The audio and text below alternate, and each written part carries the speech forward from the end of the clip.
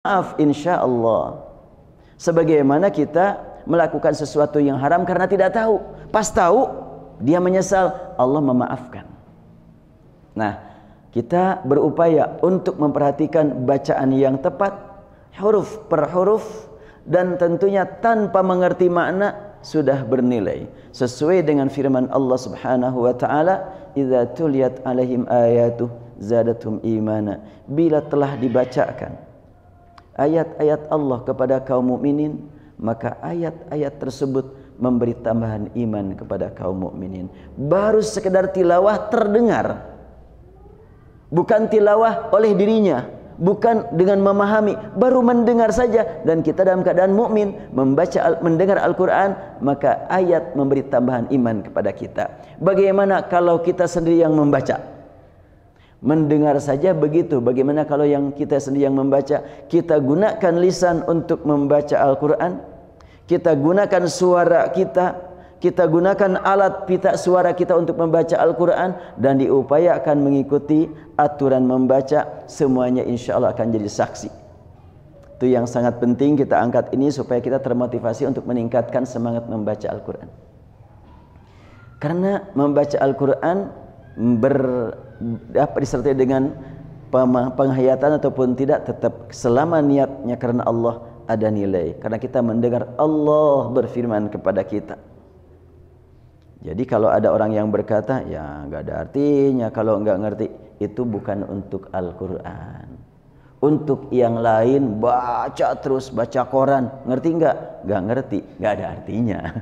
Tapi kalau untuk baca Al-Quran, ngerti nggak ngerti, ada maknanya. Lebih lagi kalau kita lanjutkan dengan Alkitab, atau sebelum ke Alkitab ke zikir dulu deh. Alkitab tingkatan tinggi karena lil muttaqin, ya. Nah, ke zikir lebih dulu. Al-Quran zikir. Inna nahnu nazzalna dzikra wa inna lahu lahafizun. Sesungguhnya kamilah yang menurunkan zikir. Untuk zikir di sini maknanya Al-Quran juga. Kalau begitu maka tidak ada zikir yang pasti melebihi kepastian Al-Quran. Zikir itu adalah komunikasi qalbu dengan Allah, dan juga zikir adalah arti ingat. Ingat kepada ayat Allah, ingat kepada Allah Subhanahu wa ta'ala. Dan zikir juga ada beberapa tingkatan. Ada hanya ingat kepada ucapan ayat, tapi tidak ingat kepada yang berfirmannya. Siapa itu? Ada orang kafir sampai hafal Quran. Tentu belum sampai kepada tingkat zikir yang sebenarnya. Bukan zikrullah itu, tapi zikru al-fadhil Quran. Bahkan syaitan pun ada yang hafal Quran. Pernah saya sampaikan beberapa waktu yang lalu, ketika Abu Hurairah mendapatkan tugas menjaga zakat fitrah berupa kurma, tiba-tiba kakek datang ngambil kurma, langsung memakannya begitu lahap sampai dimarahi. Kenapa kamu enggak tanpa izin makan begitu saja? Saya enggak kuat nih, lapar sekali. Dan kalau boleh saya juga mau bawa sebagian buat istri saya. Abu Hurairah mengizinkan untuk membawanya. Pagi hari ditanya Rasulullah, maka Abu Hurairah menjawab tentang pengalaman.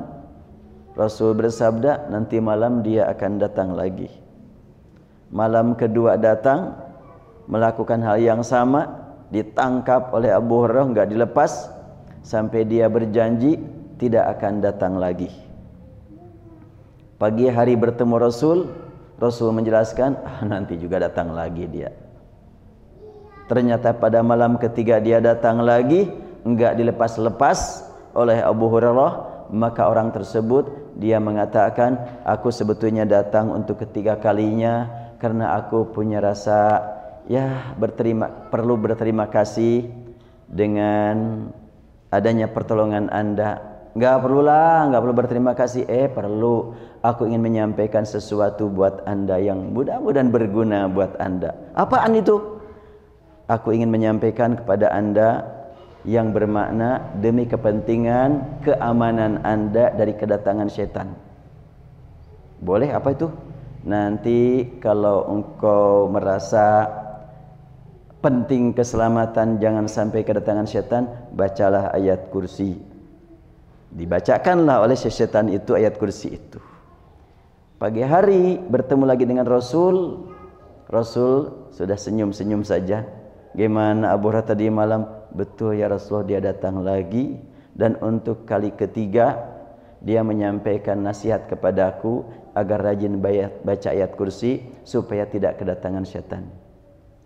Rasul bersabda, sadaqa wa huwa kadzubun. Benar apa yang dia katakan, tapi dia tidak jujur. Ada kalimat begitu ya.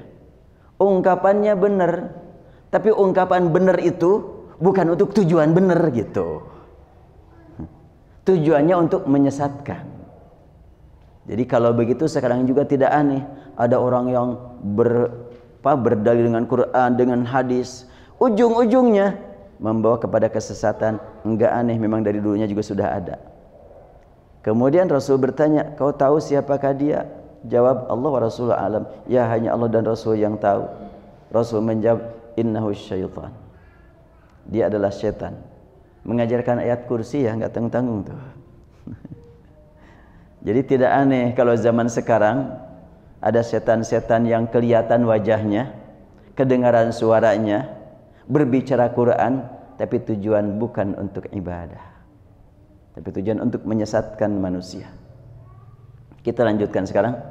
Zikir yang hakiki tentu komunikasi qalbu dengan Allah Subhanahu wa taala akan lebih utama manakala qalbu kita berkomunikasi dengan Allah, lisan kita basah dengan mengucapkan kalimat-kalimat yang baik, dan tidak ada yang lebih baik melebihi firman Allah Subhanahu wa taala. Dan tentunya semua anggota kita ikut serta untuk berzikir. Itulah zikir yang paling utama seperti yang dicontohkan Rasulullah sallallahu alaihi wasallam di malam Ramadan, di malam-malam yang lainnya, khususnya bulan Ramadan, sebagaimana diungkap dalam sekian banyak hadis riwayat.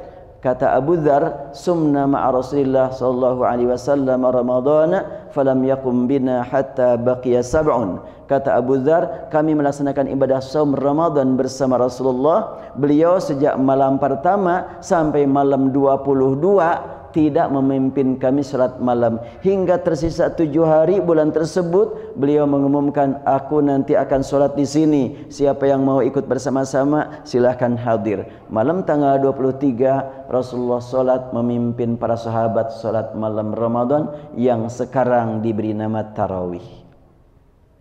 Kok kalimatnya pakai sekarang? Ya, dulu zaman Rasul belum dikenal istilah tarawih itu. Sekarang saja diberi nama tarawih. Dulu apa namanya? Ya qiyamul lail, atau tahajud, atau witir, atau qiyamul Ramadan. Semuanya ada dalam hadis man qama ramadhana. Dalam Al-Quran, qumil laila illa qalila. Dalam Al-Quran, wa minal lail fatahajjad bihi nafilatan lak. Dalam hadis, autiru ya ahlal Quran fa inna Allah witrun yuhibbul witra. Witir, qiyamul lail, tahajud ada nas dalam Al-Quran dan hadis. Sedangkan tarawih bukan dari Quran, bukan dari hadis, tapi dari ulama yang memberikan motivasi kepada kita agar malam-malam melaksanakan sholat itu dengan rileks, santai, nikmat. Bagaimana tidak nikmat kalau sudah tertanam dalam kalbu kita keyakinan setiap kali kita membaca Al-Quran, kita menggunakan lisan milik Allah, kita menggunakan suara milik Allah, digunakan untuk membaca firman Allah Subhanahu wa ta'ala. Dan kita yakin betul setiap kali kita membaca, Allah dekat dengan kita. Makanya akan ada tambahan kenikmatan terus. Nah, itulah salah satu makna dari kata zikir. Dan untuk zikir ini ternyata dinikmati juga oleh anak-anak kecil saat ini. Sudah sulit untuk dihitung anak di bawah usia 10 tahun yang sudah hafal Al-Quran 30 juz. Sekarang sudah sulit dihitung kan. Begitu banyak anak kecil yang hafalannya sampai 30 juz. Sementara anak besar juz 30 juga lupa deh.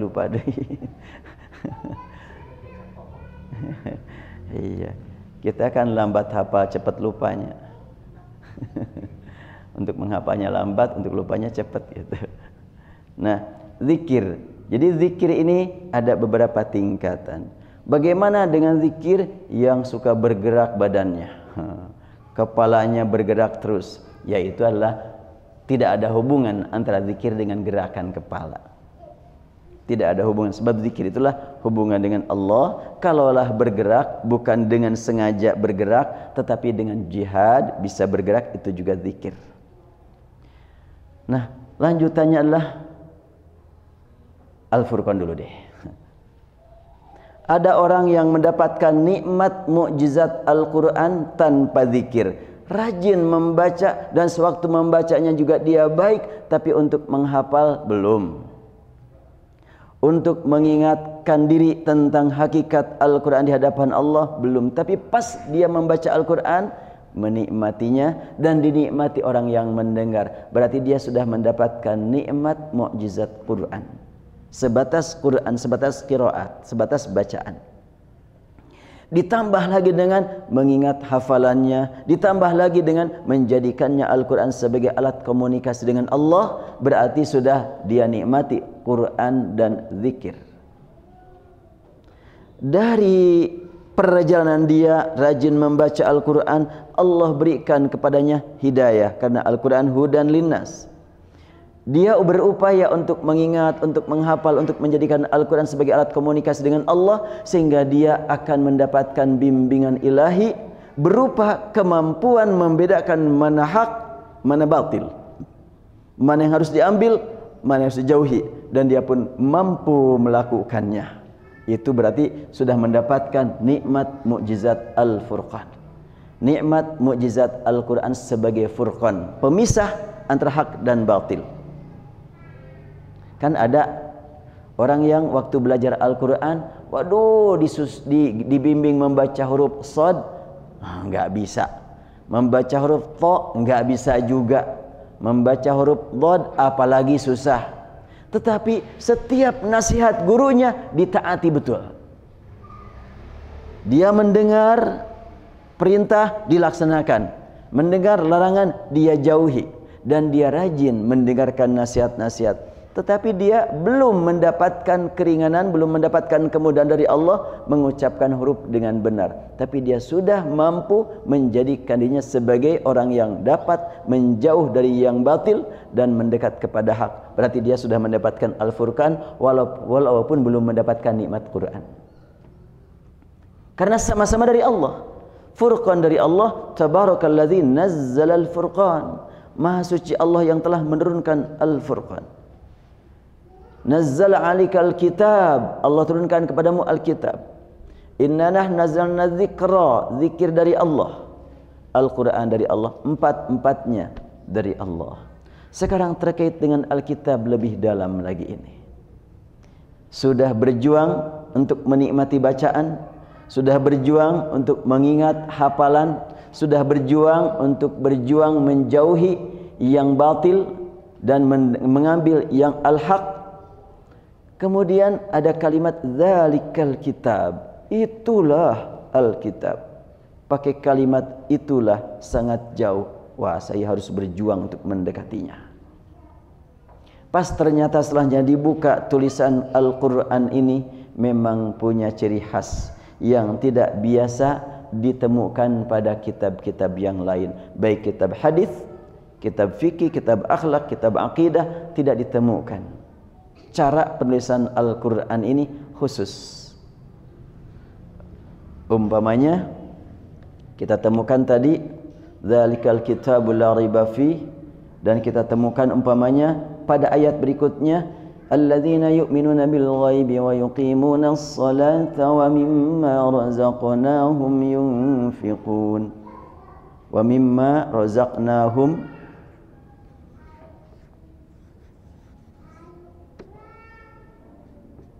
razaqnahum, naknya tidak pakai alif padahal dibaca panjang. Kita lihat, silahkan ya, dilihat pada surat Al-Baqarah, setelahnya hudal lil muttaqin, razaqnahum yunfiqun.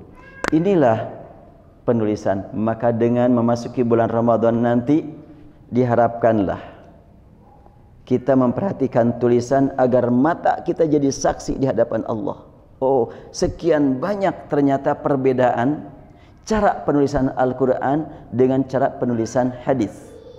Kalau dalam hadis tentunya kalimat razaqnahum pasti ada alifnya.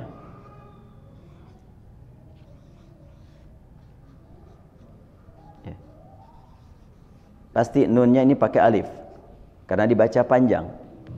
Ketika tidak pakai alif pasti ada makna. Untuk mengetahui makna tersebut tentunya perlu ilmu, perlu komunikasi juga dengan Allah. Tidak cukup hanya dengan ilmu, tapi perlu juga kedekatan diri dengan Allah Subhanahu wa taala. Ada apa di balik penulisan razaqnahum tidak pakai alif ini? Dan akan kita temukan berkali-kali seperti ini. Inna khalaqnakum min dzakarin wa untha waj'alnakum syu'uban wa qabaila lita'arafu. Itu juga sama, khalaqnakum tanpa alif, waja'alnakum juga tanpa alif. Wah, itu mah mungkin kebetulan saja, enggak mungkin kebetulan. Dan di dalam penulisan Al-Quran yang tepat ini beredar di seluruh dunia, razaqnahum dengan tanpa alif. Yang ada alifnya cuma mushaf Al-Quran yang dicetak di Indonesia. Ada kitab Indonesia yang pakai alif. Saya sudah menemukan beberapa penerbit yang menerbitkan razaqnahum naknya pakai alif, Alkitab taknya pakai alif. Itu bukan tulisan asli. Mungkin tujuannya yang menambah alif itu boleh jadi baik, boleh jadi harus kita waspada, boleh jadi upaya untuk merusak Al-Quran tanpa disadari oleh para pembaca dan para pencetaknya. Yang punya ide boleh jadi dengan mengatakan supaya mudah dibaca, ayo tambah pakai alif. Maliki tambah pakai alif, punya supaya mudah. Padahal boleh jadi dia punya niat yang buruk, yaitu untuk membuktikan adanya perbedaan satu Quran dengan Quran yang lainnya.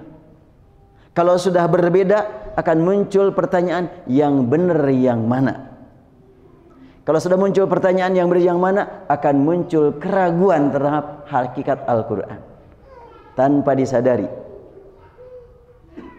Maka sangat penting bagi kita membaca Al-Quran. Diharapkan mudah-mudahan semuanya lebih mengutamakan kalau ada mushaf yang Madinah, cetakan Madinah. Kita perhatikan umpamanya contoh lain ya, surat Az-Zilzal umpamanya kita ambil,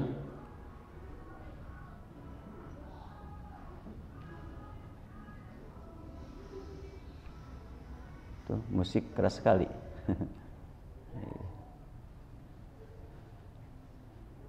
Ya udah berhenti sekarang.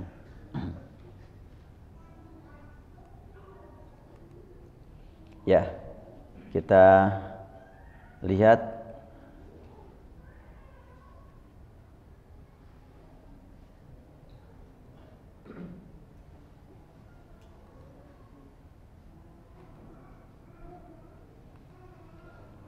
untuk memperhatikan tanda baca yang dipermudah oleh para ulama. Di mana zaman Rasul tanda baca ini enggak ada, tetapi diingat saja hasil pelajaran dari gurunya. Nah sekarang kalimat huruf tanwin ya, kita perhatikan. Ada, nah ini aja nih biar berdekatan.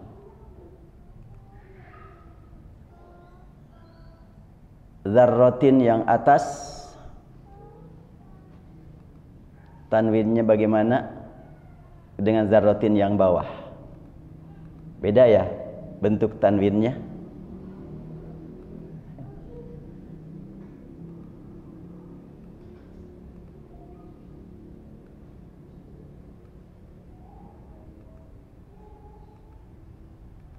Nih, dzarratin, tin ini tanwinnya dengan tin yang bawah beda. Kenapa dibedakan?